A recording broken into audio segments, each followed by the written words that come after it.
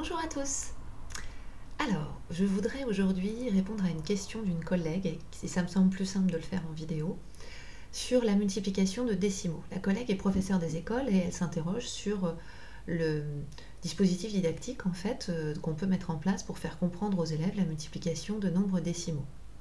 C'est une excellente question parce que c'est très difficile en fait et qui n'est évidemment pas judicieux, comme d'ailleurs la collègue l'écrit dans son mail, d'avoir recours à des stratagèmes du type compter le nombre de chiffres et puis coller la virgule, ou bien pire encore, décaler la virgule. Cela dit, compter les chiffres et placer la virgule, c'est un peu la même chose parce que ça sous-entend pour les enfants que la virgule, on peut la mettre à différents rangs. Or, bah non, la virgule, elle sépare le rang des unités du rang du dixième, et donc il n'est pas question évidemment de la faire se balader et de laisser le choix de la mettre là, là ou là. Voilà. Mentalement, il faut vraiment qu'ils associent cette virgule au séparateur unité et dixième, et non pas à un séparateur de deux nombres entiers qui du coup permet de le couper n'importe où. Donc la question de cette collègue est extrêmement judicieuse et je voudrais y répondre, d'autant que c'est quelque chose que j'ai beaucoup animé en formation, en particulier à l'ESP. Et c'était intéressant de voir les résistances en fait des collègues, que ce soit les collègues professeurs des écoles ou professeurs du second degré, qui n'avaient pas du tout envie de devoir déconstruire en fait pour reconstruire la multiplication décimaux. Alors évidemment c'est une généralité, c'est pas vrai pour tout le monde, et puis surtout je les comprends, parce qu'ils ont appris comme ça, on a appris tu comptes, puis boum, tu places la virgule. Sauf qu'une fois qu'ils comprenaient, une fois qu'ils acceptaient cette déconstruction périlleuse, pour une reconstruction derrière, là ils comprenaient vraiment effectivement où était l'enjeu. Un de mes objectifs, c'est d'éviter ce que je vous ai mis là actuellement à l'écran. Ça, c'est ces vecteurs de construction fragiles et erronés chez les élèves, puisque vous voyez que les deux nombres qui sont écrits l'un au-dessous de l'autre ne sont pas alignés du point de vue de la virgule, disons. Voilà. Donc ça, déjà, c'est vraiment pas terrible pour la compréhension des élèves.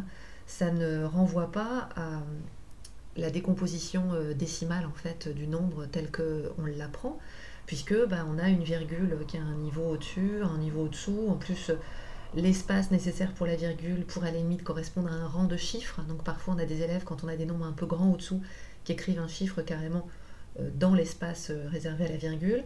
Donc tout ça n'est effectivement absolument pas souhaitable. Et puis vous voyez que même si on aligne les virgules dans les deux facteurs de la multiplication, eh bien on ne la reportera pas, puisque là il s'agirait de la reporter, de la même façon, de façon alignée dans le résultat. Donc de toute façon, là on va vers un problème, vers une espèce de glissement bizarre et de virgule qui se déplace. Et ça, je crois que vous avez compris depuis le temps que je vous en parle, que ça me réjouit peu. Alors allons-y, multiplions des décimaux. Je vais commencer par un décimal multiplié par un entier. Par exemple, 3,56 x 7. Voilà, comme ils sont méchants avec la table de 7. Je cherche ce que ça donne. Je vais commencer par annoncer aux élèves que je vais faire un détour.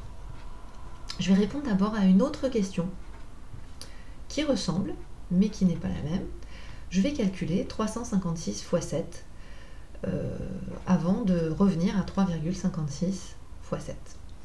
Alors 356 x 7, c'est égal, là je ne pose pas la multiplication, mais évidemment que j'aurais pu le faire, à 2492. Quel est le lien entre 3,56 et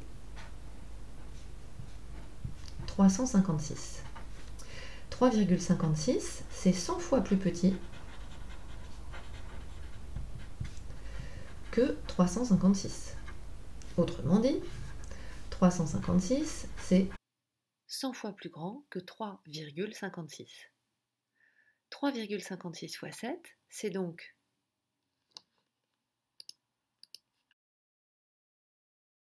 356 x 7 centièmes. Ou bien, si vous préférez, c'est 100 fois plus petit, parce qu'on n'est pas obligé d'avoir recours au centième, c'est 100 fois, enfin en centième sous cette forme-là, plus petit que 2492. Très bien, alors maintenant, revenons à nos moutons. 3,56 x fois 7, ça doit me donner 2492 centièmes, ou si on préfère, le nombre qui est 100 fois plus petit que 2492. Qu'est-ce que ça signifie? Eh bien, ça signifie qu'il faut diviser ce nombre par 100, donc le chiffre 2 va devenir le chiffre des centièmes, 9 des dixièmes, 4 des unités, 2 des dizaines. Ça me donne donc 24,92. Alors en général je le fais sur mon glisse-nombre, mais là malheureusement j'ai pas mon glisse-nombre sous la main, il est dans ma classe et je n'y suis pas. Donc voilà comment on peut le présenter par exemple. Un autre exemple avec deux nombres décimaux, là c'est ce qu'on fait au collège. Alors, avec deux nombres décimaux, je vais calculer 2,4 fois 10,51. C'est encore plus délicat parce qu'en termes de sens pour les élèves, autant tout à l'heure, 7 fois, le nombre décimal que j'avais pris, que j'ai oublié, c'était 3,56, je peux revenir au fait que c'est 3,56 plus 3,56 plus 3, enfin voilà, l'addition itérée 7 fois. Autant là, on quitte ce sens-là pour la multiplication, puisque je ne peux pas itérer une addition de 10,51 2,4 fois. Donc là, on voit bien qu'effectivement, il y a un véritable enjeu d'apprentissage et didactique à ce niveau-là, parce que on va être obligé de passer à une abstraction supérieure, de modéliser la multiplication différemment. La multiplication ne peut plus se rapporter à une itération d'entier. Alors, comment vais-je faire? Je vais annoncer aux élèves que je fais mon détour en calculant 24 fois 1051. Voilà.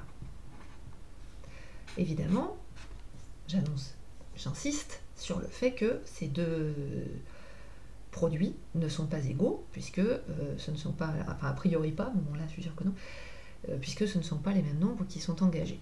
24, c'est 10 fois plus grand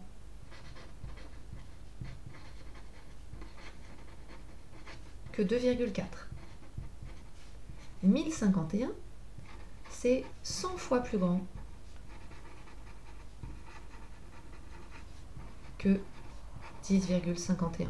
Alors là, évidemment, je ne l'affirme pas dès le départ, c'est-à-dire que j'utilise le glisse-nombre pour pouvoir montrer aux élèves, je multiplie par 10, je divise par 10, je multiplie par 100, je divise par 100, et qu'ils voient les chiffres se décaler. C'est vraiment important qu'ils les voient se décaler physiquement pour bien comprendre que la virgule ne bouge pas. Alors, lorsqu'on pose, là cette fois ça vaut vraiment le coup de poser, alors que bon, tout à l'heure ça se discute, ça dépend aussi de l'âge des enfants.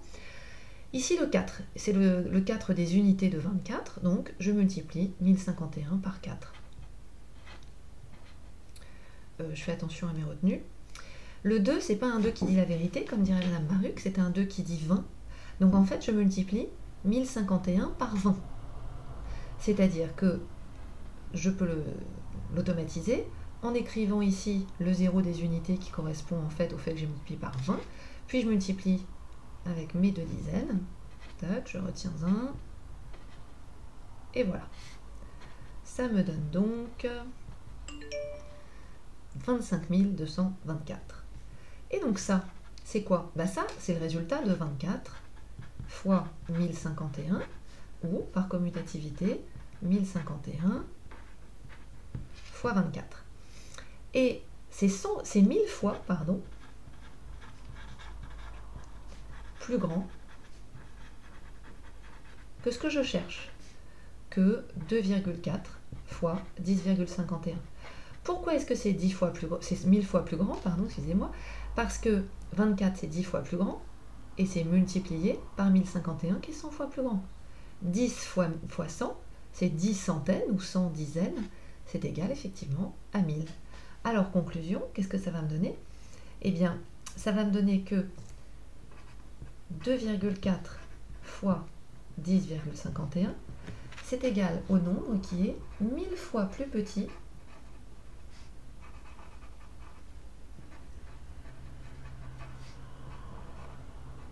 que 25 224.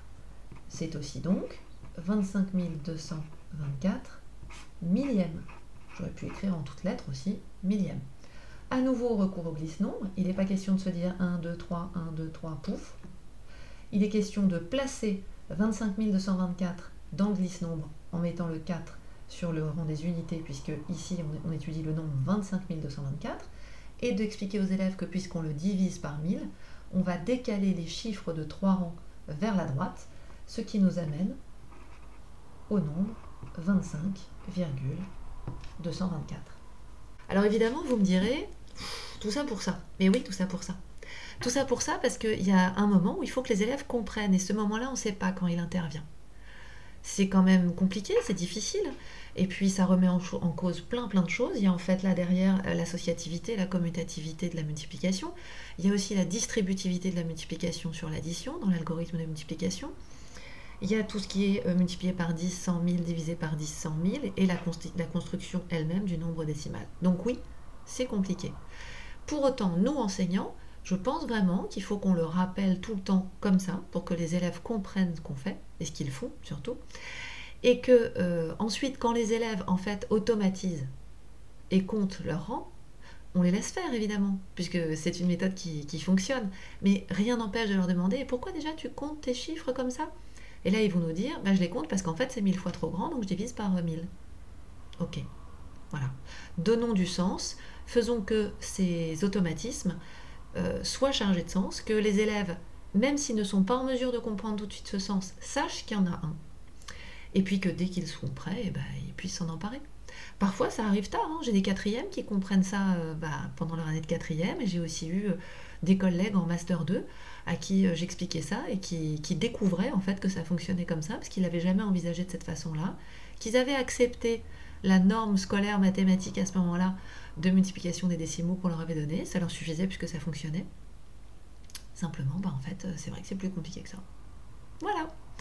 Et j'espère que ça vous aura intéressé, sinon j'imagine que vous aurez cessé de regarder, et puis surtout que ça aurait répondu à la question de Béatrice, et peut-être aider d'autres collègues.